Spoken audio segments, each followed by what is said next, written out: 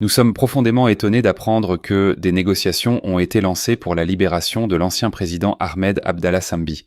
C'est une bonne nouvelle pour lui, car il a effectivement beaucoup souffert, notamment en 2018, lorsqu'il a été pris en otage sans raison valable.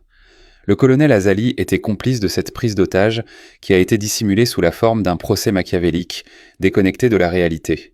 Aujourd'hui, lorsque M. Azali demande des négociations concernant la libération de Sambi, cela révèle qu'il reconnaît que l'ancien président a été victime d'une grande injustice.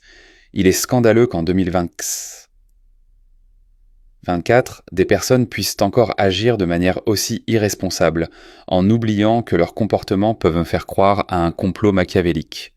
Nous savons très bien que l'ancien président Sambi a été la cible d'un plan organisé par un groupe de personnes mal intentionnées qui cherchaient à le détruire alors qu'il jouit d'une grande popularité auprès de la population comorienne.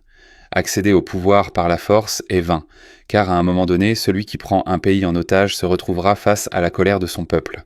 Lorsqu'il sera capturé, il risquera de perdre non seulement son pouvoir, mais aussi sa liberté et la possibilité de vivre en paix dans son pays d'origine, en raison des comportements machiavéliques qu'il a mis en œuvre au fil des années.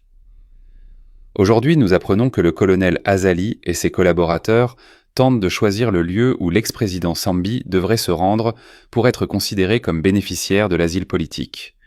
Ce faisant, ils reconnaissent implicitement que Sambi n'a pas été condamné pour haute trahison, mais pour des raisons purement politiques. Azali, ne se sentant pas en sécurité tant que Sambi est libre aux Comores, a orchestré cette situation pour l'écarter du jeu politique.